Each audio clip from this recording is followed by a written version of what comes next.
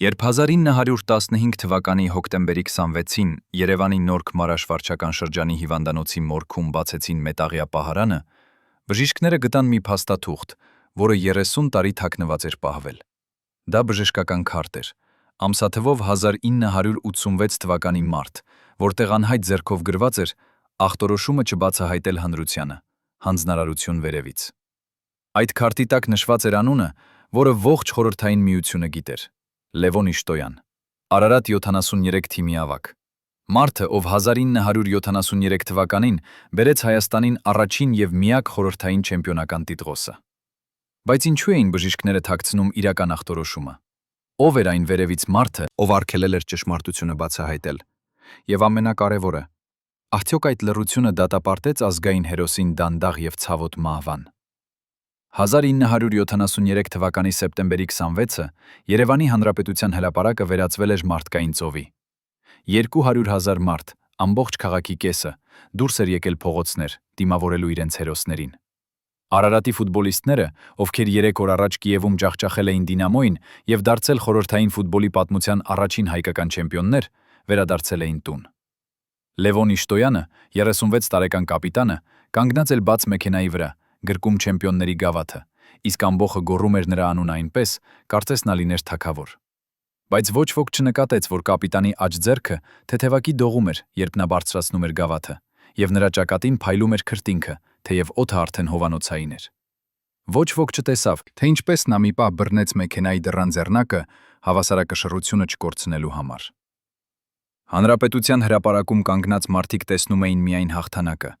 բայց չէին տեսնում, որ այդ հաղթանակի գինը արդեն սկսել էր կանձվել։ Լևոն Իշտոյանը ծնվել էր 1937 թվականին Երևանի Կոնդ թաղամասում, աղքատ ընտանիքում, որտեղ հայրը, հին ֆրոնտովիկ, աշխատում էր գործարանում, իսկ մայրը լվանում էր օտար մարդկանց սպիտակեղեն։ Նրանց տունը, 2 սենյականոց խցիկ, կիսաքանդ շենքի առաջին հարկին հարկում, ուներ ճաքած պատեր և ձմռանը այնքան սառնում էր, որ ջուրը սառչում էր դույլերում։ Բայց փոքրիկ Լևոնը երազում էր ոչ թե տաք տան, այլ ֆուտբոլի մասին։ Նա խաղում էր բակում, հին կոշիկներով և շիշերի փխրուներից շինված դարպասների միջև, և արդեն 12 տարեկանում տեղական մարզիչները նկատեցին նրա տաղանդը։ 1953 թվականին, երբ նրան վերցրին Արարատի երիտասարդական թիմ, մայրը լաց եղավ ուրախությունից, իսկ հայրը, ով երբեք չէր ժպտում, առաջին անգամ գրկեց որդուն և ասաց. «Դու մեր ընտանիքի փրկությունն ես»։ Այդ խոսքերը Լևոնը կրեց իր հետ ամբողջ կյանքում, որպես պարտավորություն, որը երբեք չէր թույլ տալիս հանգստանալ։ 1962 թվականին, երբ 25 տարեկան Լևոն Իշտոյանը դարձավ Արարատի հիմնական կազմի կապիտան, նրա կյանքը փոխվեց մի գիշերում։ Նրան տվեցին երկսենյականոց բնակարան կենտրոնում, տեսարանով դեպի օպերայի թատրոն։ Ամսական աշխատավարձը բարձրացավ մինչև 200 ռուբլի, այն ժամանակ հսկայական գումար, և նրան հրավիրեցին բոլոր պաշտոնական ընդունելություններ։ Բայց փառքի հետ եկավ նաև ճնշումը։ Հանրապետության Կոմկուսի առաջին քարտուղար Անտոն Կոչինյանը անձամբ կանչեց Լևոնին իր գրասենյակ և ասաց. «Դու այլևս պարզապես ֆուտբոլիստ չես, դու Հայաստանի դեմքն ես։ Եթե դու պարտվես, պարտվում է ամբողջ հանրապետությունը»։ Այդ օրվանից Լևոնը սկսեց զգալ, որ նա այլևս չի պատկանում իրեն։ Նա պատկանում էր ժողովրդին, պատկանում էր համակարգին, պատկանում էր մեքենային, ում էր մեքենային, որը պահանջում էր հաղթանակներ, անկախ գնից։ Եվ գինը սկսեց աճել։ 1966 թվականին, երբ Արարատը առաջին անգամ հասավ խորհրդային միության գավաթի եզրափակիչ,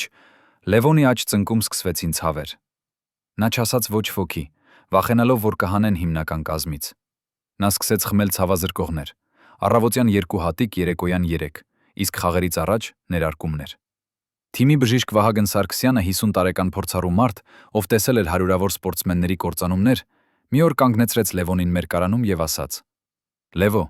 քո ծնկի ճարմանդը քայքայվում է։ Եթե շարունակես այսպես, 3 տարի հետո չես կարողանա քայլել»։ Լևոնը նայեց նրան և պատասխանեց. «3 տարի հետո ես կլինեմ չեմպիոն, իսկ եթե հիմա դադարեմ, ես ոչինչ չեմ լինի»։ Վահագնը լռեց, որովհետև հասկացավ, այս մարդը ընտրել է իր ճանապարհը, և ոչ ոք չի կարող նրան կանգնեցնել։ Բայց արդյոք այդ ընտրությունը եղավ իսկապես Լևոնին, թե համակարգը, որը պահանջում էր զոհեր, արդեն իսկ որոշել էր նրա ճակատագիրը։ 1970 թվականին, երբ Արարատը երկրորդ անգամ դարձավ խորհրդային միության չեմպիոն, Լևոն Իշտոյանը արդեն էլ չէր քնում գիշերները ցավից։ Նրա ծնկում ուռուցքը այնքան մեծացել էր, որ նա չէր կարողանում ծալել ոտքը, եւ նա քայլում էր թեթև կաղալով, որը փորձում էր թաքցնել լրագրողներից։ Բայց ավելի վատն այն էր, որ ցավազրկողները այլևս չէին օգնում։ Թիմի նոր բժիշկ Արամ Խաչատրյանը, 35 տարեկան հավակնոտ մարդ, ով ուզում էր դառնալ սպորտային բժշկության աստղ, առաջարկեց Լևոնին նոր բուժում՝ կորտիզոնի ներարկումներ ուղակի հոդում։ «Սա կտա քեզ 6 ամիս առանց ցավի», ասաց Արամը, բայց չավելացրեց, որ այդ 6 ամիսներից հետո ծնկի հյուսվածքը կքայքայվի անդառնալիորեն։ Լևոնը համաձայնեց, որովհետև նրան ասել էին, որ եթե Արարատը հաղթի այս տարի, նրան կտան Լենինյան մրցանակ եւ անձնական մեքենա Վոլգա։ Եվ նա հաղթեց։ Նա ստացավ մրցանակը, մեքենան եւ ժողովրդի սերը։ Բայց նա կորցրեց իր առողջությունը՝ մի կտոր առ մի կտոր, ներարկում առ ներարկում։ 1973 թվականի ամառը, երբ Արարատը պատրաստվում էր եզրափակիչ խաղին Դինամո Կիևի դեմ, Լևոն Իշտոյանը գիտեր, որ սա նրա վերջին սեզոնն է։ Նրա ծնկում ցավը դարձել էր անտանելի, եւ նա արդեն չէր կարողանում վազել, միայն թեթև ընթացք, բայց նրա փորձը եւ հեղինակությունը թիմում այնքան մեծ էին, որ մարզիչ Նիկիտա Սիմոնյանը չէր համարձակվում նրան փոխարինել։ Բայց 3 շաբաթ առաջ եզրափակչի, երբ Լևոնը վերադարձավ տուն մարզումից, նա գտավ իր կնոջը, Գայանեին, լացող, խոհանոցի սեղանի մոտ։ Նրա առջև ընկած էր նամակ, անանուն, որտեղ գրված էր. «Քո ամուսինը գիշերները չի քնում տանը։ Նա ունի մեկ այլ կին, Նորք Մարաշում, եւ նրանից երեխա»։ Լևոնը կարդաց նամակը եւ զգաց, թե ինչպես նրա աշխարհը փլատակվում է։ Ճիշտ է, նա ուներ մեկ այլ կին, Լուսինե անունով, 24 տարեկան բուժքույր, ում նա հանդիպել էր հիվանդանոցում, երբ եկել էր ծնկի հերթական ներարկման համար։ Ճիշտ է, նրանք ունեին 2 տարեկան դուստր, Անահիտ, որին Լևոնը տեսնում էր միայն գիշերները գաղտնի։ Բայց ինչպես իմացավ Գայանեն։ Ով ուղարկեց այդ նամակը։ Եվ ինչու հենց հիմա, 3 շաբաթ առաջ ամենակարևոր խաղի։ Լևոնը փորձեց բացատրել Գայանեին, բայց նա չէր լսում։ Նա գոռում էր, նետում ափսեներ եւ վերջում ասաց. «Դու ինձ դավաճանեցիր ամբողջ Երևանի առջև, բոլորը կծիծաղեն ինձ վրա»։ Լևոնը հասկացավ, որ Գայանեի համար ամենավատը ոչ թե դավաճանությունն էր, այլ ամոթը, հանրային ամոթը։ Նա ապրում էր որպես չեմպիոնի կին, վայելում էր արտոնությունները, հարգանքը, նախանձը, եւ հիմա այս ամենը կարող էր փլատակվել։ Լևոնը հեռացավ տնից եւ գնաց Լուսինեի մոտ։ Նա գտավ նրան նստած փոքրիկ բնակարանում, Անահիտին գրկած, եւ առաջին անգամ զգաց, որ այստեղ է իր իսկական տունը։ Բայց նա չէր կարող մնալ։ Նա պետք է վերադառնար Գայանեի մոտ, որովհետև սկանդալը կարող էր ավարտել նրա կարիերան։ Եվ նա վերադարձավ։ Բայց ինչ գնով։ Եվ ով էր այն մարդը, ով ուղարկեց նամակը, գիտենալով, որ սա կկործանի Լևոնի հոգեկան հավասարակշռությունը հենց եզրափակչից առաջ։ 1973 թվականի սեպտեմբերի 23-ին, 3 օր առաջ եզրափակիչ խաղի, Լևոն Իշտոյանի մարզման սենյակ մտավ մի մարդ, ում նա չէր ճանաչում։ Դա էր 55 տարեկան Գևորգ Մանուկյանը, Հանրապետական կոմկուսի սպորտի բաժնի վարի։ Մարդում անունը շշնջում էին վախով։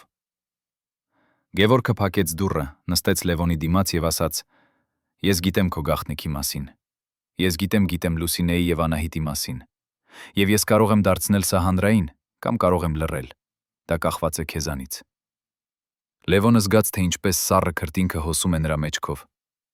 «Ինչ ես ուզում», հարցրեց նա։ Գևորգը ժպտաց, սառը, հաշվարկված ժպիտ, եւ ասաց. «Ես ուզում եմ, որ դու հաղթես։ Ես ուզում եմ, որ Արարատը դառնա չեմպիոն։ Բայց ես նաեւ ուզում եմ, որ դու հասկանաս, քո կյանքը այլևս քո սեփականությունը չէ։ Դու պատկանում ես մեզ»։ Նա ելավ եւ հեռացավ, թողնելով Լևոնին նստած լռության մեջ, հասկանալով, որ նա ընկել է որոքայթի մեջ, որտեղից ելք չկա։ Բայց ով էր իրականում Գևորգ Մանուկյանը, եւ ինչու էր նրան այդքան կարեւոր Լևոնի անձնական կյանքը վերահսկելը։ Արդյոք սա էր այն մարդը, ով ուղարկեց նամակը Գայանեին, նախապես պատրաստելով իր շանտաժի հիմքը։ Երբ 1973 թվականի սեպտեմբերի 26-ին Արարատի թիմը վերադարձավ Երևան, խորհրդային միության չեմպիոնի տիտղոսով, Լևոն Իշտոյանի տանը սպասում էր նրան մի տուփ, որը թողել էին դռան շեմին, առանց ուղարկողի անվան։ Ներսում էր հին բժշկական ռենտգենյան նկար, ամսաթվով 1966 թվական, որտեղ նրա աջ ծնկի հոդը երևում էր այնպես, կարտեզ ճաքած ապակի լիներ։ Նկարի հետևի կողմում անծանոթ ձեռագրով գրված էր. «Սա քո ծնուկն էր 7 տարի առաջ։ Պատկերացրու, թե ինչ է հիմա։ Քանի ներարկում է մնացել մինչև այն ամբողջովին փլատակրի։ Մենք հաշվում ենք ոչ ավելի քան 15»։ Լևոնը նստեց իր ճոխ բնակարանի բազկաթոռին, այն բնակարանում, որը ստացել էր որպես պարգև առաջին չեմպիոնության համար, եւ առաջին անգամ իր կյանքում զգաց ոչ թե ցավ ծնկում, այլ սարսափ սրտում։ Ով էր հաշվում նրա մնացած ներարկումները։ Ով էր վերահսկում նրա բժշկական քարտերը։ Եվ ամենակարևորը, ինչու էին նրան ուղարկում այս նկարը հենց հաղթանակի օրը, օր երբ ողջ Երևանը տոնում էր, իսկ նա պետք է զգար ոչ թե ուրախություն, այլ մահվան մոտենալը։ Արդյոք սա էր համակարգի ձևը, հիշեցնելու նրան, որ նույնիսկ չեմպիոնները մնում են գերիներ, եւ նրանց կյանքերը չափված են ոչ թե տարիներով, այլ ներարկումներով, որոնք մեկ առ մեկ մոտեցնում են վերջը։ Գայանեն, նրա օրինական կինը, այլևս չէր խոսում նրա հետ։ Նա ապրում էր նույն բնակարանում, քնում էր նույն անկողնում, բայց դարձել էր ուրվական, սառը, լռակյաց, վրեժ խնդիր։ Նա չէր գնացել տոնակատարությանը հանրապետության հրապարակում, չէր ընդունել շնորհավորանքները, չէր դիպչել գավաթին, երբ Լևոնը բերեց այն տուն։ Նա պարզապես նայեց նրան եւ ասաց. «Այդ գավաթը քեզ չի պատկանում, այն պատկանում է քո դավաճանություններին»։ Բայց Լևոնը գիտեր, որ Գայանեի լռությունը ավելի վտանգավոր էր, քան նրա գոռալիքները։ Նա սպասում էր ճիշտ պահին հարվածելու, եւ Լևոնը չգիտեր, թե երբ կգա այդ պահը։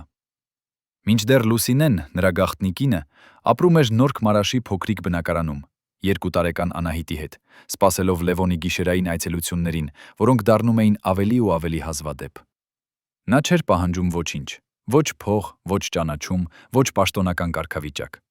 Նա պարզապես սիրում էր նրան, անվերապահ, անձվերապահ, անձնուրաց սիրով, որը Լևոնին միաժամանակ տաքացնում եւ խեղդում էր։ Բայց մի գիշեր, երբ Լևոնը եկավ նրա մոտ ուշ, հոգնած, ծնկից կաղալով, Լուսինեն նայեց նրան եւ ասաց. «Լևո, դու մեռնում ես։ Ես տեսնում եմ դա քո աչքերում, եւ ես չեմ կարող փրկել քեզ, որովհետեւ դու չես ուզում փրկվել»։ Լևոնը չպատասխանեց, որովհետեւ գիտեր, որ նա ճիշտ է ասում։ Նա չէր ուզում փրկվել։ Նա ուզում էր հաղթել, նույնիսկ եթե դա նշանակում էր մահ։ 1974 թվականին, երբ Արարատը պաշտպանում էր իր չեմպիոնական տիտղոսը, Լևոն Իշտոյանի ծնկում սկսվեցին ոչ միայն ցավեր, այլև արյունահոսություններ։ Հոդի ներսում կուտակվող հեղուկը դառնում էր կարմիր, եւ բժիշկ Արամ Խաչատրյանը, ով արդեն 2 տարի էր կատարում կորտիզոնի ներարկումները, մի օր ասաց Լևոնին. «Մենք պետք է դադարեցնենք։ Քո հոդը քայքայվում է ներսից։ Եթե շարունակենք, դու կարող ես կորցնել ոտքը»։ Լևոնը նայեց նրան եւ հարցրեց. «Իսկ եթե դադարեցնենք, ես կկարողանամ խաղալ»։ Արամը լռեց, եւ այդ լռությունը եղավ պատասխանը։ «Ուրեմն շարունակիր», ասաց Լևոնը։ Բայց Արամը սարսափած էր։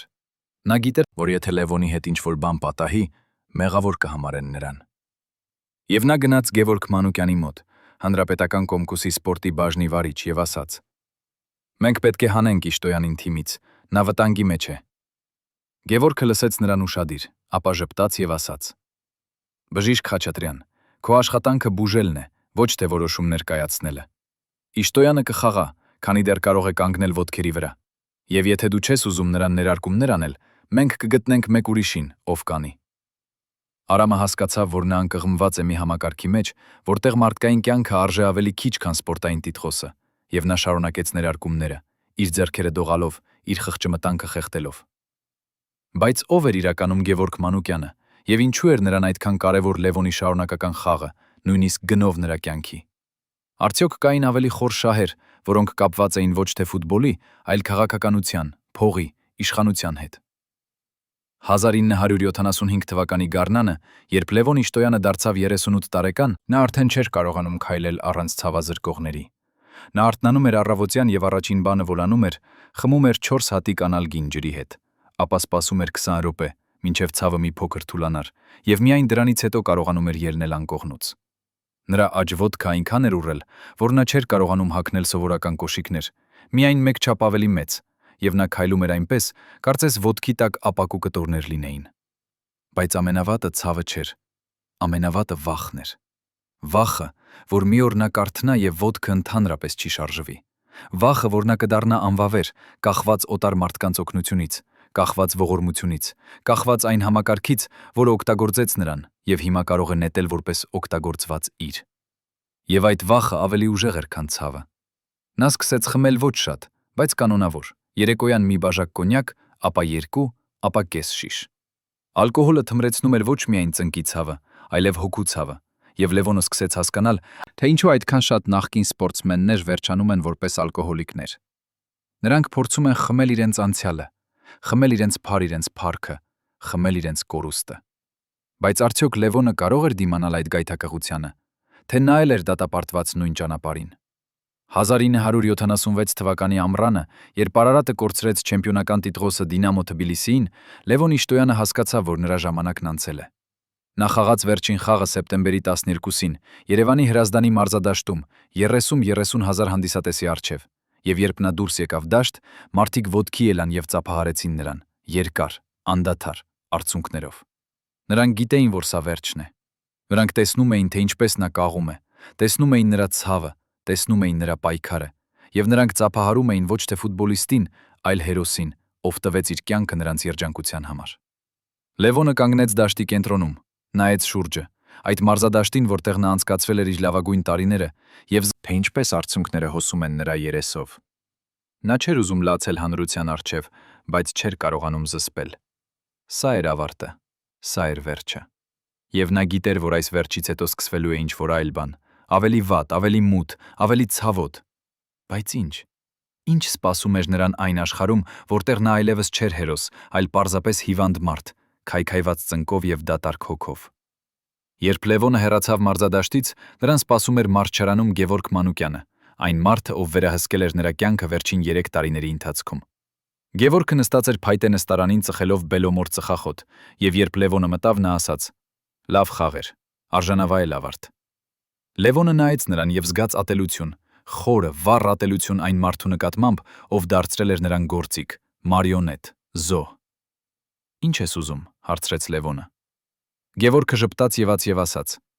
«Ես ուզում եմ, որ դու հասկանաս, որ քո ծառայությունը դեռ չի ավարտվել։ Դու այլևս չես խաղա, բայց դու կարող ես օգտակար լինել այլ կերպ։ Մենք ուզում ենք, որ դու դառնաս մարզիչ երիտասարդական թիմում։ Դու կսովորեցնես նոր սերնդին, թե ինչպես հաղթել, եւ դու կշարունակես ծառայել Հայաստանին»։ Լևոնը հասկացավ, որ սա ոչ թե առաջարկ էր, այլ հրաման։ Նա հասկացավ, որ նույնիսկ հիմա, երբ նրա մարմինը քայքայված էր, համակարգը դեռ ուզում էր օգտագործել նրա անունը, նրա հեղինակությունը, նրա ազդեցությունը։ Եվ նա համաձայնեց, որովհետև չուներ այլ ընտրություն։ Բայց նա նաև հասկացավ, որ այս համաձայնությունը նշանակում էր, որ նա երբեք չի ազատվի այդ համակարգից, երբեք չի կարողանա ապրել իր սեփական կյանքով, երբեք չի կարողանա լինել պարզապես Լևոն Իշտոյան, մարդ, ով սիրում է իր ընտանիքը, խաղում է իր երեխաների հետ, ապրում է հանգիստ, սովորական կյանք։ Նա դատապարտված էր մնալ հերոս, նույնիսկ երբ հերոսությունը դարձել էր անտանելի բեռ։ 1977 թվականին, երբ Լևոն Իշտոյանը սկսեց աշխատել որպես մարզիչ Արարատի երիտասարդական թիմում, նա առաջին անգամ տեսավ, թե ինչպես է համակարգը աշխատում ներսից։ Նա տեսավ, թե ինչպես են 14 տարեկան տղաներին ստիպում վազել, մինչև նրանք փսխում են, տեսավ, թե ինչպես են նրանց ծեծում, եթե նրանք պարտվում են, տեսավ, թե ինչպես են նրանց սովորեցնում, որ հաղթանակը ամեն ինչից կարևոր է, ավելի կարևոր, քան առողջությունը, ավելի կարևոր, քան ընտանիքը, ավելի կարևոր, քան կյանքը։ Եվ նա տեսավ իր անցյալը, արտացոլված այդ տղաների աչքերում։ Նա տեսավ նույն վախը, նույն հույսը, նույն երազանքը, որը նա ինքը ուներ 30 տարի առաջ։ Եվ նա ուզեց ասել նրանց. «Փախեք, փախեք, քանի դեռ կարող եք, մի դառնեք այն, ինչ ես դարձա»։ Բայց նա չասաց, որովհետև գիտեր, որ նրանք չեն լսի։ Նրանք երազում էին փառքի մասին, ինչպես նա երազել էր, եւ նրանք չէին հավատա, որ այդ փառքը կարող է վերածվել անեծքի։ Մի օր, երբ Լևոնը մարզում էր 15 տարեկան տղա Արման անունով, ով ուներ հիանալի տաղանդ, բայց նաև քրոնիկական ծնկի խնդիր, նա տեսավ, թե ինչպես բժիշկը տալիս է տղային ցավազրկող ներարկում, ուղակի դաշտում, առանց ծնողների համաձայնության, առանց բժշկական քարտի, առանց որևէ փաստաթղթի։ Լևոնը մոտեցավ բժշկին եւ ասաց. «Ինչ ես անում»։ Բժիշկը, երիտասարդ 28 տարեկան մարդ, նայեց նրան եւ ասաց. «Նույնը, ինչ քեզ էին անում։ Մենք պատրաստում ենք չեմպիոններ»։ Լևոնը զգաց սարսափ, հասկանալով, որ ցիկլը կրկնվում է, որ նոր սերունդը դատապարտված է նույն տառապանքներին, եւ որ նա, Լևոն Իշտոյանը, դարձել է այդ համակարգի մասը, դարձել է համակատար, դարձել է այն մարդը, ով օգնում է քայքայել երիտասարդ կյանքեր։ Արդյոք նա կարող էր դադարեցնել սա, թե արդեն ուշ էր, եւ նա ինքը դարձել էր գործիք այն մեքենայի ձեռքում, որը երբեք չէր դադարում աղալ մարդկային մարմինները, փառքի եւ հաղթանակի անունով։ 1980 թվականին, երբ Լևոն Իշտոյանը դարձավ 43 տարեկան, նրա աջվոտքը արդեն գրեթե չէր շարժվում։ Նա քայլում էր ձեռնափայտով, եւ բժիշկները ասում էին, որ նրան մեին, որ նրան անհրաժեշտ է վիրահատություն, արհեստական հոդի տեղադրում, բայց այդպիսի վիրահատություններ Խորհրդային Միությունում կատարվում էին միայն Մոսկվայում, եւ հերթը տևում էր 2 տարի։ Լևոնը գրեց դիմում, խնդրելով օգնություն, բայց պատասխան չստացավ։ Նա գնաց Գևորգ Մանուկյանի մոտ, այն մարդու մոտ, ով երբեմն խոստացել էր նրան, որ համակարգը երբեք չի լքի իր հերոսներին, եւ ասաց. «Ինձ անհրաժեշտ է օգնություն։ Ես չեմ կարող քայլել»։ Գևորգը նայեց նրան, սառը, անտարբեր հայացքով եւ ասաց. «Լևոն, դու ծառայեցիր քո երկրին, բայց քո ժամանակն անցել է։ Մենք ունենք նոր հերոսներ, նոր չեմպիոններ, եւ մեր ռեսուրսները սահմանափակ են»։ Լևոնը հասկացավ, որ նա դարձել է անտեսանելի։ Նա հասկացավ, որ համակարգը, որը օգտագործեց նրան, հիմա նետել է նրան որպես օգտագործված իր։ Նա հասկացավ, որ նրա հազարավոր հանդիսատեսները, ովքեր երբեմն գոռում էին նրա անունը, հիմա չեն հիշում նույնիսկ նրա դեմքը։ Եվ նա հասկացավ, որ նա մենակ է, ամբողջովին, անդառնալիորեն մենակ։ Նա վերադարձավ տուն, որտեղ Գայանեն դեռ ապրում էր նրա հետ, բայց նրանք արդեն տարիներ էին չխոսում միմյանց հետ, եւ նա նստեց իր սենյակում, մութ, լուռ, եւ առաջին անգամ մտածեց ինքնասպանության մասին։ Բայց նա չարեց դա, որովհետև հիշեց Լուսինեին եւ Անահիտին, իր գաղտնի ընտանիքին, որը դեռ սպասում էր նրան Նորք Մարաշի փոքրիկ բնակարանում։ Արդյոք նրանք էին նրա միակ փրկությունը, թե նրանք էլ էին դատապարտված տառապել նրա կործանման պատճառով։ 1981 թվականի ձմռանը, երբ Լևոն Իշտոյանը վերջապես ստացավ թույլտվություն վիրահատության համար Մոսկվայում, նա գնաց Լուսինեի մոտ, հրաժեշտ տալու։ Անահիտը արդեն 10 տարեկան էր, գեղեցիկ աղջիկ, մայրական աչքերով եւ հայրական ժպիտով, եւ երբ նա տեսավ Լևոնին կաղալով մտնում դռնից, նա վազեց եւ գրկեց նրան այնպես ամուր, կարծես փորձեր պահել նրան չթողնել գնա։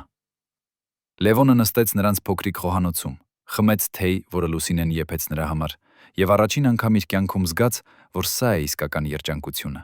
Ոչ թե փառքը, ոչ թե գավաթները, ոչ թե ծափահարությունները, այլ այս պարզ պահը, նստած սիրելի մարդկանց հետ, խմելով տաք թեյ, լսելով նրանց ձայները։ Բայց նա նաև գիտեր, որ այս երջանկությունը չի կարող տևել, որովհետև նա ապրել է կեղծ կյանք, բաժանված երկու աշխարհների միջև, եւ հիմա այդ բաժանումը սկսում էր նրան ոչնչացնել։ Լուսինեն նայեց նրան եւ ասաց. «Լևո, մի գնա Մոսկվա, մնա այստեղ, մենք կհոգանք քո մասին»։ Բայց Լևոնը գիտեր, որ նա պետք է գնա, որովհետև եթե չգնա, նա կդառնա անվավեր, եւ ապա նա կդառնա բեռ, ոչ միայն Լուսինեի, այլև Գայանեի, ոչ միայն Անահիտի, այլև իր օրինական երեխաների համար, որոնք արդեն չէին ուզում տեսնել նրան։ Նա գնաց Մոսկվա հունվարի 12-ին, մենակ, սառը գնացքով, եւ երբ գնացքը հեռացավ Երևանից, նա նայեց պատուհանից եւ տեսավ իր քաղաքը, անհետանում մթության մեջ, եւ զգաց, որ նա երբեք այլևս չի վերադառնա նույն մարդը, ով մեկնեց։ Արդյոք վիրահատությունը կփրկե նրան, թե դա կլիներ միայն հերթական փուլը նրա դանդաղ քայքայման մեջ, որը սկսվել էր այն օրից, երբ նա առաջին անգամ համաձայնեց ներարկման փառքի անունով։ Մոսկվայի վիրահատությունից հետո Լևոն Իշտոյանը վերադարձավ Երևան, ոչ թե փրկված, այլ կոտրված։ Նրա աջվոտքում այժմ էր արհեստական հոտ, մետաղե կառուցվածք, որը պետք է տար նրան նոր կյանք, բայց փոխարենը դարձավ անդադար ցավի աղբյուր։ Վիրահատությունը կատարել էր 58 տարեկան պրոֆեսոր Վլադիմիր Սոկոլովը, խորհրդային վիրաբուժության աստղ, բայց երբ Լևոնը հարցրեց նրան, երբ կկարողանամ նորից քայլել առանց ցավի, պրոֆեսորը նայեց նրան եւ ասաց միայն. «Դուք պետք է սովորեք ապրել նոր իրականության մեջ»։ Այդ նոր իրականությունը նշանակում էր ամեն առավոտ արթնանալ այնպիսի ցավից, կարծես մեկը խրում էր բռնցքը նրա ծնկի ներսում։ Նշանակում էր քայլել այնպես, կարծես ոտքի տակ բեկորված ապակի լիներ։ Նշանակում էր կախված լինել ցավազրկողներից ամեն 3 ժամը 1, մինչև նրա ստամոքսը սկսեց արյունահոսել դեղերի ազդեցությունից։ Բայց ամենավատը ցավը չէր։ Ամենավատը այն էր, որ երբ Լևոնը վերադարձավ Երևան եւ գնաց Արարատի ակումբ, վերադառնալու իր մարզչական աշխատանքին, նրան ասացին, որ նրա տեղը արդեն զբաղեցրել են։ «Մենք մտածեցինք, որ դուք այլևս չեք վերադառնա», ասաց ակումբի նոր տնօրեն, 35 տարեկան Վահե Գրիգորյանը, մարդ, ում Լևոնը երբեք չէր տեսել իր փառավոր օրերին։ Լևոնը կանգնեց այդ գրասենյակում, ձեռնափայտի վրա հենված, եւ հասկացավ, որ համակարգը վերջապես արեց այն, ինչ միշտ անում է իր հերոսների հետ, օգտագործեց եւ նետեց։ Արդյոք դա էր վրեժխնդրությունը նրա լռության համար, թե պարզապես սառը հաշվարկ, ազատվել մարդուց, ով այլևս չէր կարող ծառայել համակարգի շահերին։ Տանը իրավիճակը դարձել էր անտանելի։ Գայանեն, ով 20 տարի ապրել էր նրա հետ լռելիային պատերազմի մեջ, վերջապես խոսեց։ Նա խոսեց 3 ժամ անընդմեջ, մի գիշեր, երբ Լևոնը նստած էր խոհանոցում, փորձելով հանգստացնել ոտքի ցավը սառը ջրով։ Նա խոսեց իր ամոթի մասին, Երբ ողջ Երևանը գիտեր նրա ամուսնու դավաճանության մասին, խոսեց իր միայնության մասին այն տարիներին, երբ Լևոնը գիշերները անցկացնում էր Լուսինեի մոտ, խոսեց իր ատելության մասին, ատելության, որը կուտակվել էր տարիներ շարունակ եւ այժմ պայթում էր որպես թույն։ Դու ոչնչացրիր ինձ, ասաց նա վերջում։ Դու վերցրիր ինձանից ամեն ինչ, իմ արժանապատվությունը, իմ երջանկությունը, իմ կյանքը։ Եվ հիմա, երբ դու ինքդ քայքայված ես, դու ուզում ես, որ ես խնամեմ քեզ, բայց ես չեմ անի դա։ Ես չեմ լինի քո բուժքույրը։ Լևոնը լսեց այս ամենը առանց ընդհատելու, առանց պաշտպանվելու, որովհետև գիտեր, որ նա ճիշտ է ասում։ Նա իսկապես ոչնչացրել էր նրան, դանդաղ, տարիներ շարունակ, իր եսասիրությամբ, իր դավաճանություններով, իր ընտրություններով։ Եվ հիմա, երբ նա ինքը դարձել էր կործանված, նա չուներ իրավունք պահանջել ողորմություն։ Հաջորդ առավոտ Գայանեն հավաքեց իր իրերը եւ հեռացավ, գնաց ապրելու իրենց մեծ դստեր մոտ Աբովյան քաղաք, եւ Լևոնը մնաց մենակ այդ 3 սենյականոց բնակարանում, որը երբեմն լի էր ծիծաղով եւ հյուրերով, իսկ այժմ լի էր միայն լռությամբ եւ ցավով։ Արդյոք նա արժանի էր այս միայնությանը, թե դա էր պարզապես հերթական անարդարությունը այն համակարգի կողմից, որը երբեք չէր հոգում իր զոհերի մասին։ 1982 թվականի գարնանը, երբ Լևոն Իշտոյանը դարձավ 45 տարեկան, նա սկսեց տեսնել տարօրինակ երազներ։ Նա երազում էր, որ նա նորից երիտասարդ է, 25 տարեկան, եւ նա վազում է Հրազդանի մարզադաշտում, առանց ցավի, առանց վախի, առանց բեռի։ Նա երազում էր, որ ամբոխը գոռում է նրա անունը, եւ այդ գոռը լցնում է նրան ուժով, անսպառ, անսահման ուժով։ Բայց ապա նա արթնանում էր, եւ իրականությունը հարվածում էր նրան ավելի ուժեղ, քան ցանկացած ֆիզիկական ցավ։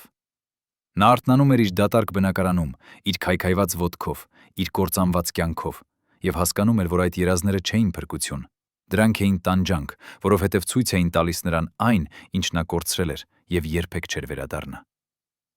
Մի առավոտ, երբ ցավը դարձավ անտանելի, Լևոնը որոշեց գնալ Լուսինեի մոտ։ Նա չէր եղել այնտեղ 6 ամիս, ամոթից, վախից, անորոշությունից։ Նա վերցրեց տաքսի եւ գնաց Նորք Մարաշ, բայց երբ հասավ այն բնակարանի դուռը, որտեղ ապրում էին Լուսինեն եւ Անահիտը, նա տեսավ, որ դուռը փակ է կողպեքով, եւ հարևանը ծեր կին ասաց նրան, որ նրանք տեղափոխվել են 2 ամիս առաջ։ Ուր, հարցրեց Լևոնը։ Չգիտեմ, պատասխանեց կինը։ Նրանք չասացին ոչ ոքի։ Լևոնը կանգնեց այդ փակ դռան առջև եւ զգաց, թե ինչպես նրա վերջին հույսը փլատակվում է։ Նա կորցրել էր Գայանեին, կորցրել էր իր աշխատանքը, կորցրել էր իր առողջությունը, եւ այժմ կորցրել էր նաեւ Լուսինեին եւ Անահիտին, իր գաղտնի ընտանիքին, իր միակ լույսը մութ աշխարհում։ Արդյոք նրանք փախել էին նրանից, թե ինչ-որ մեկը ստիպել էր նրանց հեռանալ, նույն ուժերը, որոնք վերահսկել էին նրա ողջ կյանքը եւ այժմ ուզում էին ամբողջովին մեկուսացնել նրան։ 1984 թվականին, երբ Խորհրդային Միությունը սկսեց փլատակվել, Լևոն Իշտոյանը նստում էր իր բնակարանում եւ դիտում էր հեռուստացույցով, ինչպես են փոխվում ժամանակները։ Նա տեսնում էր, թե ինչպես են մարդիկ խոսում ազատության մասին, դեմոկրատիայի մասին, նոր կյանքի մասին, բայց նրա համար այս բառերը դատարկ էին։ Նրա համար ազատությունը նշանակում էր ազատություն ցավից, եւ այդ ազատությունը նա երբեք չէր ստանա։ Նրա կենսաթոշակը 120 ռուբլի ամսական բավարար էր միայն ապրելու համար, բայց ոչ բուժվելու համար։ Նրան անհրաժեշտ էին թանկարժեք դեղեր, որոնք չկային Երևանում, անհրաժեշտ էր ֆիզիոթերապիա, որը նա չէր կարող վճարել, անհրաժեշտ էր հոգեբանական օգնություն, որը Խորհրդային Միությունում ընդհանրապես չգոյություն ուներ։ Նա սկսեց վաճառել իր իրերը մեկ առ մեկ։ Նա վաճառեց իր մեդալները, այն ոսկե եւ արծաթե մեդալները, որոնք ստացել էր իր չեմպիոնական տարիներին։ Վաճառեց իր հուշանվերները, վաճառեց նույնիսկ իր ֆուտբոլային կոշիկները, այն կոշիկները, որոնցով նա խաղացել էր եզրափակիչ խաղերում։ Նա վաճառեց դրանք հավաքորդներին, անծանոթ մարդկանց, ովքեր տալիս էին նրան քիչ փող, շատ քիչ,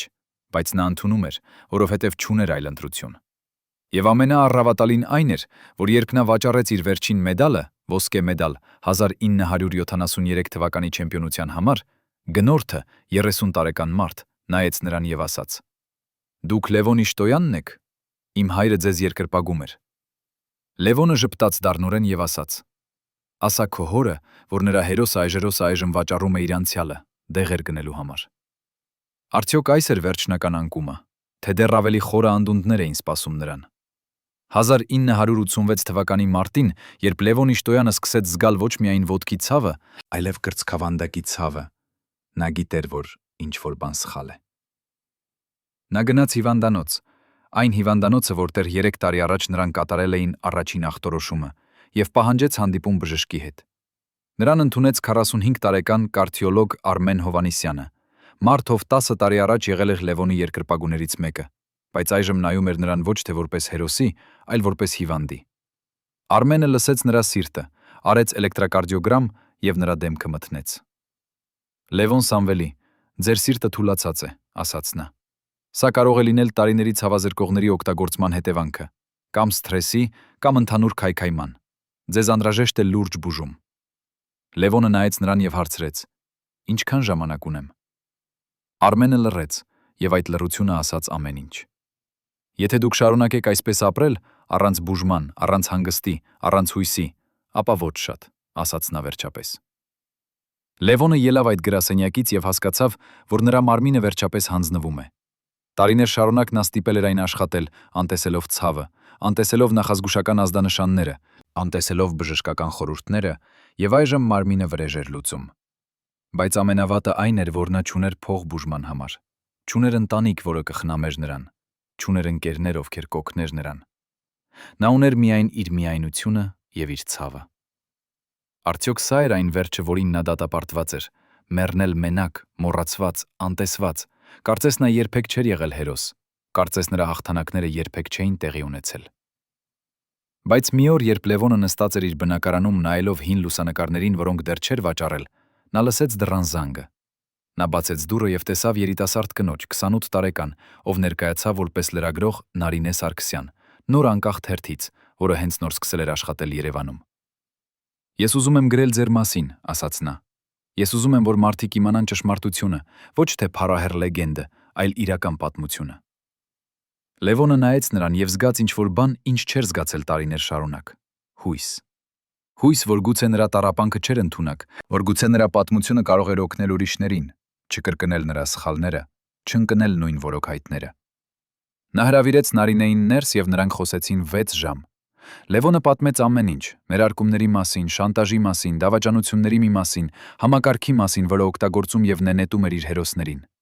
Նարինեն գրանցեց ամեն ինչ, իր փոքրիկ ձայնագրիչով, եւ երբ նրանք ավարտեցին, նա ասաց. Ես կհրապարակեմ սա, եւ մարդիկ կիմանան։ Բայց 2 օր անց Նարինեն զանգահարեց Լևոնին եւ ասաց, որ նրա խմբագիրը մերժել է հոդվածը։ Նա ասաց, որ սա չափազանց վտանգավոր է, ասաց նա։ Նա ասաց, որ դեռ կան մարդիկ իշխանության մեջ, ովքեր չեն ուզում, որ այս պատմությունը հրապարակվի։ Լևոնը լսեց սա եւ ծիծաղեց դառն, անհույս ծիծաղ։ Նույնիսկ հիմա, երբ խորհրդային միությունը փլատակվում էր, երբ հին համակարգը կործանվում էր, դեռ կային ուժեր, որոնք ուզում էին թաքցնել ճշմարտությունը։ Արդյոք նրա ձայնը երբևէ կլսվեր, թե նա դատապարտված էր մեռնել լռության մեջ, իր գաղտնիքները տանելով գերեզման։ 1986 թվականի ամռանը, երբ Լևոն Իշտոյանը նստած էր իր բնակարանի ժապաճգամբում, նայելով Երևանի փողոցներին, որոնք լի էին նոր մեքենաներով եւ նոր մարդկանց, ովքեր չէին հիշում 1973 թվականը, չէին հիշում Արարատի հաղթանակը, չէին հիշում նրա անունը, նա ստացավ նամակ, առանց ետադարձ հասցեի։ Ներսում էր մեկ թերթիկ, ձեռքով գրված, որտեղ ասվում էր. Լուսինեն եւ Անահիտը Ռուսաստանում են, նրանք ապահով են, մի փնտրիր նրանց, սա ավելի լավ է բոլորի համար։ Ստորագրություն չկար, բայց Լևոնը ճանաչեց ձեռագիրը։ Դա Լուսինեի քրոջ ձեռագիրն էր, կինը, ում նա տեսել էր միայն 2 անգամ իր կյանքում։ Նա նստեց այդ նամակը ձեռքին բռնած եւ փորձեց հասկանալ, արդյոք սա փրկություն էր, թե վերջնական լքում։ Արդյոք Լուսինեն փախել էր նրանից պաշտպանելու Անահիտին նրա քայքայված կյանքից, թե ինչ-որ մեկը ստիպել էր նրանց հեռանալ, նույն ուժերը, որոնք վերահսկել էին նրա ողջ գոյությունը։ Նա հիշեց Գևորգ Մանուկյանի սառը ժպիտը, հիշեց այն օրը, երբ Գևորգը ասել էր. «Քո կյանքը այլևս քո սեփականությունը չէ»։ Արդյոք Գևորգը կամ նրա մարդիկը վտարել էին Լուսինեին եւ Անահիտին վերջնական հարված հասցնելու Լևոնին, թե Լուսինեն ինքը որոշել էր փրկել իր դստերը այն տառապանքներից, որոնք անխուսափելի էին, եթե նրանք մնային։ Լևոնը երբեք չիմացավ պատասխանը, բայց այդ օրվանից նա դադարեցավ սպասել, դադարեցավ հույս ունենալ, դադարեցավ պայքարել։ Նա պարզապես սկսեց գոյատևել, օր առ օր, ժամ առ ժամ, շունչ առ շունչ, սպասելով վերջին օրվան, որը նա գիտեր շատ հեռու չէր։ 1991 թվականին, երբ Հայաստանը դարձավ անկախ, երբ փողոցներում մարդիկ տոնում էին ազատությունը, Լևոն Իշտոյանը պառկած էր իր անկողնում, անկարող շարժվել։ Նրա սիրտը այնքան թուլացել էր, որ նույնիսկ սենյակի մյուս ծայրը հասնելը դառնում էր արշավանք։ Նրա ոտքը այնքան էր ուռել, որ մաշկը սկսել էր ճաքել, եւ վերքերից արտազատվում էր հեղուկ, դեղնավուն, հոտավետ հեղուկ, որը լցնում էր բնակարանը անտանելի հոտով։ Նա չուներ փող բժշկի համար, չուներ փող դեղերի համար, չուներ նույնիսկ փող սննդի համար։ Նա ապրում էր իր փոքրիկ կենսաթոշակով, 120 ռուբլի, որը հիմա, անկախության առաջին տարիներին, երբ գները բարձրանում էին ամեն օր, արժեր գրեթե ոչինչ։ Նրա հարևանները, ծեր զույգ, ովքեր ապրում էին նույն հարկում, երբեմն բերում էին նրան ճաշ, ապուր կամ հաց, եւ Լևոնը ուտում էր այն արցունքներով, ոչ թե սովից, այլ ամոթից։ Ամոթից, որ նա, ով երբեմն կերակրել էր հարյուրավոր մարդկանց իր տանը, հիմա կախված էր օտարների ողորմությունից։ Մի օր հարևանուհին, 70 տարեկան Սիրանույշ տատիկը, նստեց նրա անկողնու եզրին եւ ասաց. «Լևոն, ինչու չես դիմում պետությանը։ Դու հերոս ես, նրանք պարտավոր են օգնել քեզ»։ Լևոնը նայեց նրան եւ ժպտաց, այնպիսի ժպիտով, որը ավելի շատ նման էր ցավի քարացած դիմագծին։ «Սիրանույշ տատիկ», ասաց նա, պետությունը չի հիշում իր հերոսներին։ Պետությունը հիշում է միայն նրանց, ովքեր օգտակար են հիմա։ Իսկ ես օգտակար չեմ։ Ես պարզապես հին հիվանդ մարդ եմ, ով մեռնում է դանդաղ մահով։ Արդյոք սա էր այն համակարգի վերջնական դասը, ցույց տալ, որ նույնիսկ հերոսները մոռացվում են, երբ նրանք այլևս չեն կարող ծառայել, երբ նրանց փառքը դառնում է անցյալ, երբ նրանց մարմինները դառնում են բեռ։ 1995 թվականի հունվարին, երբ Լևոն Իշտոյանը դարձավ 58 տարեկան, նա ստացավ հեռախոսազանգ, առաջին անգամ 6 ամսում։ Զանգահարողը ներկայացավ որպես Արարատի ֆուտբոլային ակումբի նոր նախագահ Վարդան Մինասյան, 45 տարեկան բիզնեսմեն, ով փող էր վաստակել անկախության առաջին տարիներին եւ որոշել էր ներդրումներ անել սպորտում։ «Պարոն Իշտոյան», ասաց նա, «ես ուզում եմ հրավիրել ձեզ Արարատի յուբիլեական միջոցառում։ Մենք նշում ենք 1973 թվականի հաղթանակի 22 տարեդարձը։ Մենք ուզում ենք պատպատվել ձեզ եւ ձեր թիմակիցներին»։ Լևոնը լսեց այս խոսքերը եւ զգաց ինչ-որ տարօրինակ զգացում, խառնուրդ հույսի եւ վախի։ Նա չէր ուզում գնալ, չէր ուզում, որ մարդիկ տեսնեին նրան այսպիսի վիճակում, նիհար, թուլացած, կախ, ստվեր, այն մարդու, ով նա երբեմն եղել էր։ Բայց Վարդանը պնդեց, եւ Լևոնը վերջապես համաձայնեց, որովհետեւ խորը ներսում նա դեռ ուներ փոքրիկ հույս, որ գուցե այս միջոցառումը կարող էր փոխել ինչ-որ բան։ Գուցե մարդիկ կհիշեին նրան, գուցե նրանք կօգներ նրան։ Միջոցառումը տեղի ունեցավ փետրվարի 15-ին Երևանի Հանրապետության հրապարակի մոտ գտնվող ռեստորանում, եւ երբ Լևոնը մտավ այնտեղ, հենված ձեռնափայտի վրա, սրահը լցված էր մարդկանց, նրա նախկին թիմակիցներով, լրագրողներով, երկրպագուներով։ Նրանք ծափահարեցին նրան, երկար, ջերմ ծափահարություն, եւ Լևոնը զգաց, թե ինչպես արցունքները սկսում են հոսել նրա երեսով։ Նա նստեց պատվավոր սեղանի մոտ, եւ մարդիկ մեկ առ մեկ բարձանում էին բեմ, խոսելու նրա մասին, հիշելու հին օրերը, գովաբանելու նրա հերոսությունը։ Բայց Լևոնը նկատեց, որ նրանցից շատերը խոսում էին այնպես, կարծես նա արդեն մեռած լիներ, կարծես նրանք ոգեկոչում էին ուրվական, ոչ թե ողջունում ապրող մարդու։ Եվ նա հասկացավ, որ նրանց համար նա արդեն մեռած էր, մեռած որպես հերոս, մեռած որպես լեգենդ, եւ այն, ինչ նստած էր այդ սեղանի մոտ, պարզապես մարմին էր, դատարկ թաղանթ, որը դեռ շնչում էր, բայց այլևս չէր ապրում։ Միջոցառումից հետո, երբ մարդիկ սկսեցին հեռանալ, Վարդան Մինասյանը մոտեցավ Լևոնին եւ տվեց նրան ծրար։ «Սա մեր նվերն է ձեզ», ասաց նա։ Լևոնը բացեց ծրարը եւ տեսավ փող, 300,000 դրամ, այն ժամանակ մեծ գումար։ «Սա ձեզ համար է», ասաց Վարդանը։ «Մենք ուզում ենք օգնել ձեզ»։ Լևոնը նայեց այդ փողին եւ զգաց ինչ-որ տարօրինակ զգացում։ Ոչ երախտագիտություն, ոչ ուրախություն, այլ դատարկություն։ Սա էր ողորմություն, սա էր ողորմածություն։ Սա էր այն, ինչին նա վախենում էր ամենից շատ՝ դառնալ օգնության կարիքավոր, դառնալ բեռ, դառնալ օբյեկտ, որին մարդիկ տալիս են փող, ոչ թե որովհետև նա արժանի է, այլ որովհետև նրանք խղճում են նրան։ Բայց նա վերցրեց փողը, որովհետև նրան անհրաժեշտ էր, դեղերի համար, սննդի համար, գոյատևելու համար։ Նա վերցրեց այն եւ ասաց. «Շնորհակալություն»։ Բայց այդ խոսքը հնչեց այնպես, կարծես նա ասեր. «Ներեցեք»։ Նա հեռացավ այդ ռեստորանից, մենակ, որովհետև ոչ ոք չառաջարկեց տանել նրան տուն, եւ նա կանգնեց փողոցում, սառույցի տակ, սպասելով տաքսի, եւ զգաց, թե ինչպես սառը քամին ծակում է նրա հին վերարարկուն։ Նա նայեց շուրջը, այդ քաղաքին, որը փեմն սիրել էր նրան, եւ հիմա անտարբեր էր նրա նկատմամբ, եւ հասկացավ, որ նա ապրում է ոչ թե իր կյանքը, այլ դանդաղ մահը, եւ այդ մահը կարող էր տևել դեռ տարիներ, տարիներ տառապանքի, միայնության, մոռացության։ Արդյոք սա էր այն ճակատագիրը, որին նա դատապարտված էր,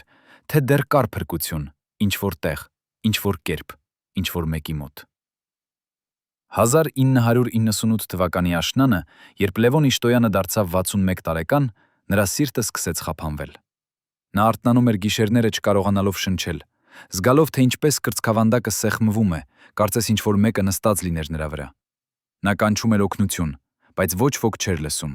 որովհետև նա ապրում էր մենակ, եւ նրա ձայնը չէր հասնում հարևանների բնակարաններ։ Նա պառկում էր անկողնում, սպասելով մինչև հարձակումը անցնի, եւ երբ այն անցնում էր, նա մնում էր պառկած, քրտնածած, դողդոջուն, վախեցած։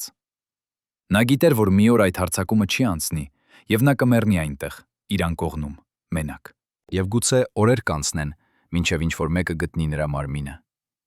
Այդ մտքերը տանջում էին նրան ավելի, քան ֆիզիկական ցավը, եւ նա սկսեց մտածել այն մասին, ինչի մասին երբեք չէր մտածել՝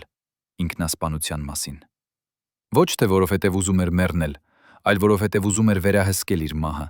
Ուզում էր ընտրել ժամանակը եւ տեղը, ուզում էր մեռնել արժանապատվությամբ, ոչ թե որպես անօգնական հիվանդ, ով խեղդվում է իր սեփական թոքերի հեղուկից։ Բայց նա չարեց դա, ոչ թե քաջությունից, այլ վախից։ Վախից, որ եթե նա ինքնասպանություն գործի, ապա նրա պատմությունը կավարտվի այդպես, եւ մարդիկ կհիշեն նրան ոչ թե որպես հերոս, այլ որպես թուլացած մարդ, ով չկարողացավ դիմանալ։ Եվ այդ վախը ավելի ուժեղ էր, քան մահվան ցանկությունը։ 1999 թվականի ձմռանը, երբ Լևոն Իշտոյանը պառկած էր իր անկողնում, լսելով ձյան անձրևը պատուհանի դեմ, նա լսեց դռան զանգը։ Նա չէր սպասում այցելուների, եւ նա դժվարությամբ ելավ անկողնուց, հենված պատին եւ բացեց դուռը։ Դռան առջև կանգնած էր երիտասարդ կին, 25 տարեկան, ում նա չճանաչեց։ Նա ներկայացավ որպես Անահիտ Լուսինյան, եւ Լևոնը զգաց, թե ինչպես նրա սիրտը կանգ առավ։ Սա նրա դուստրն էր, նրա գաղտնի դուստրը, ում նա չէր տեսել 15 տարի։ Նա մեծացել էր, դարձել էր գեղեցիկ կին, մայրական աչքերով եւ հայրական դեմքի գծերով, եւ նա նայում էր նրան այնպես, կարծես փորձեր ճանաչել մարդուն, ում մասին լսել էր պատմություններ, բայց երբեք իսկապես չէր ճանաչել։ «Ես եկել եմ տեսնելու ձեզ», ասաց նա։ «Մայրս մեռավ անցյալ տարի։ Նա ասաց ինձ ամեն ինչ, մահից առաջ։ Նա ասաց, որ դուք իմ հայրն եք»։ Լևոնը կանգնեց այդ դռան շեմին անկարող շարժվել, անկարող խոսել, եւ զգաց, թե ինչպես արցունքները սկսում են հոսել նրա երեսով։